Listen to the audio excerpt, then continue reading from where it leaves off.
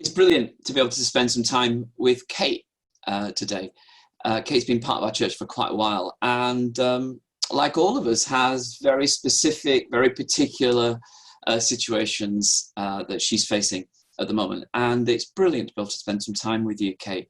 Introduce yourself for the sake of those who might not know you very well.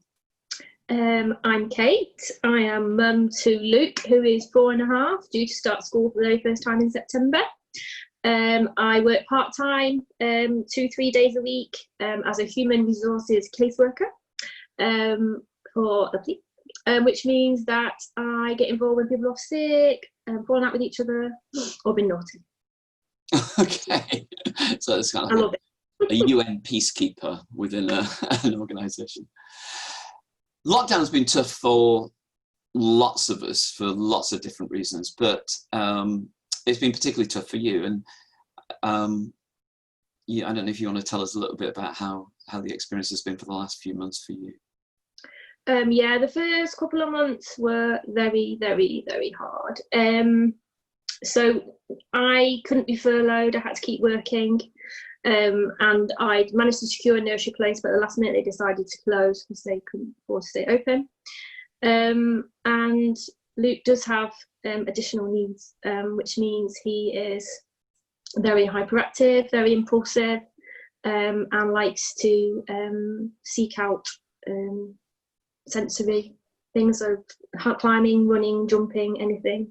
And literally from the moment he wakes up to the moment he goes to bed, pretty much he's active all day. So just trying to stay sane and stable whilst working and keeping the house tidy and keeping the child alive from killing himself in the river or jumping off a wall has been exhausting.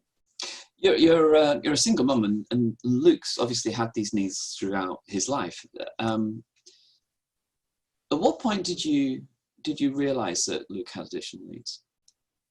I felt it from about 18 months. I started to think that he was more active than other children, and then definitely from age 2. So if we're in the park, he just runs off, doesn't really care where I am, just runs and runs. Just difficult at times, but yeah, beautiful child. Yeah. So what helped during? I mean, here you were in lockdown. You're juggling job, you're juggling being mum, you're juggling no nursery, you're juggling a very active child with additional needs. What helped? So we had permission to be able to go out more than once a day. Managed to get medical permission to do that. The key was to keep him out and be active and burn off as much energy as possible. So I went out twice most days. Again, got extra dispensation. So my dad could come and help out, take him out for a few hours so I could work and get some work done without being disturbed. The key was just activity. And my boss was amazing. So after 2 months of no nursery, I think then, was it around that sort of time that the nursery opened up again? Yeah, there was a worry they wouldn't, but thankfully they did. So he's been at nursery since the 1st of June. He was going 3 days a week, and now he's going an extra day. What sort of shape were you in at that point when nursery opened? Not very good. I thought lockdown was going to break me, but don't want to cry. No, that's okay. But it didn't. No, it didn't. It nearly did, but I took control. Yes, I messaged a very good friend at church and said, "Can we start to meet again, please?" As we were able to at that point. So I've been seeing 2 people from church for the last couple of weeks. This has been really good, just to have some people to talk to, spiritual kind of support. We've not really been able to connect with church during lockdown. I tried the first couple of weeks, but he just climbed over my back, over my head, and bribery stopped working with food. Instead, so I get him out really early on a Sunday and we go out somewhere for a couple of hours. But yeah, I'm still recovering from the impact of lockdown. Yeah. I mean, it's as I said before, I think lots of people have really struggled with this period. But there's no doubt being a single mum with a kiddie with these needs just adds a burden. But of course, it's not just lockdown, is it? I mean, there's sort of like the ongoing life. And even when things go back to quote unquote normal, whatever that might look like as we go forward, it's great that, I personally, I think it's really important that you belong to church, not just for whatever it means for you, but actually I think it's important that you and Luke belong to church for the church's sake. We are poorer without people who come with all their different needs to be part of the community. But belonging to church sometimes can be quite tricky for you. Tell us a little bit how it feels. I think before lockdown, it got to the point of his activity level reaching so high. And those of you that don't necessarily know me will know my child, because he's the one that runs circuits around the congregation. And I do have to spend a lot of time worrying about where he is, what he's doing, what he might be doing. And I've had to ask Morag to keep an eye on him at the front in case he does anything he shouldn't do. So I find it very hard to connect in. And then at the end, we tend to leave straight away, because by then he's had enough. And it's hard to connect because we have to leave. It's hard to talk to people. It's hard to prepare with people to be able to speak to me. And it's the worry, of what people might be thinking. And I shouldn't do that, but I do it when we're out, because we get a lot of negative comments sometimes. People not very nice in soft play or even outdoors, and it's hard, and it's your baby, and you can go into protective mode. Yeah. And I guess it's also hard just sensing that you're being judged, and that people somehow are making opinions about you as a mum without knowing the story. Yeah, and I think he's obviously grown up in the church, so people have known him to be quite active. And I think to start with, it was quite funny. People thought it was funny running around, but I guess because he is like that all day, pretty much. I get about maybe 2 45-minute downtime. So, he is a very active child, and you can't. If I did pin him down, he literally would scream and be very distressed. So it's very hard. We have spent time talking together about how we can help one another, really, because we've got to keep lots of people. We've got to keep Luke safe. We've got to keep you sane. We've got to keep people in the congregation safe as well. And that's not always an easy equation to make, is it? No. But we want to work together. There's no quick fix to this stuff, is there? I wish there was.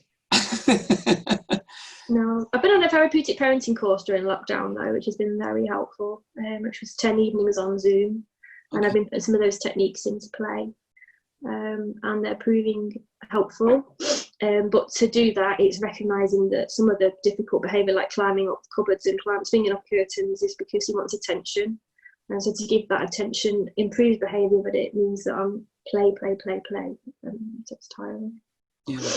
So maybe. Sorry, say that again? With age, things may improve naturally, and we're hoping to access some therapeutic support. Brilliant. So how can we pray for you? In a sense, it's kind of like, it seems a silly question, because you've sort of like shared really openly a little bit about yourself, and it's kind of obvious what we might want to pray for. But what would you ask us to pray for? Because that's not necessarily the same thing as we would automatically pray for.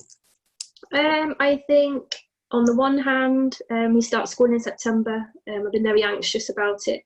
The school seemed very switched on, and it's that transition is a smooth one, and I've done all that I humanly can now in terms of fighting connections and getting support in place ready for when he starts school, that can be as successful as it can be, and that I would like him to be able to stay mainstream. I think for me it's about trying to find how to have time, finding time and being able to connect spiritually. I think it's been a couple of years of difficult times.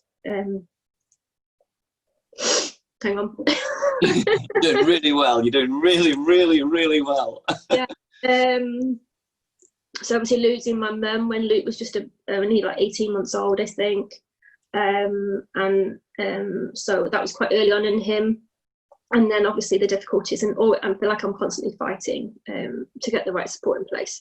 So yeah, so I think that's, made faith hard for me, and it's been a long journey. So yeah, just to be able to connect, find ways to connect, and for not everything to be such a fight to get support, and I'm constantly having to chase to get what he needs, and that's really, really frustrating, because some of the difficulties he's had, I think, can be supported and adding to his difficulties, but not being able to access that provision is very, very frustrating. So I think in there somewhere I answered the question. You did, and in doing so, sort of suggests some of the complexity of what life looks like at the moment. I want to say thank you, Kate, for being willing to talk so openly and honestly, and to say to you and to others, actually, who might be listening, that it's really important that we have people like Luke as part of our church community. It's our task to love and, I was going to say protect in the best sense, Luke. But there's also that image that's knocking around my head from the Corinthian passage where Paul talks about the body and saying actually some parts look really strong and other parts look really weak. And it's the job of the body as a whole to protect those who look fragile. And the body's poorer without it. So thank you for being part of us. Thank you for persevering on the days when it's really difficult. And to those who are watching, I just want to ask, please pray for Kate and Luke in these days. Thank you.